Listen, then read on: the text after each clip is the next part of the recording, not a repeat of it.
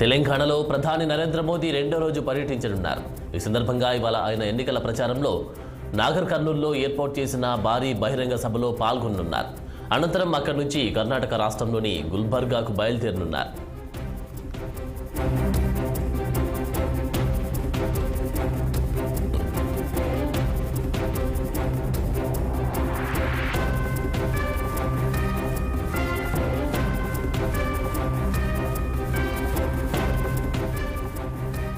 తెలంగాణలో ప్రధాని నరేంద్ర మోదీ రెండో రోజు పర్యటించనున్నారు. ఈ సందర్భంగా ఇవాళ ఆయన ఎన్నికల ప్రచారంలో భాగంగా నాగర్ కర్నూల్లో ఏర్పాటు చేసిన భారీ బహిరంగ సభలో పాల్గొంటారు. అనంతరం అక్కడి నుంచి కర్ణాటక రాష్ట్రంలోని గుల్బర్గాకు బయలుదేరుతారు.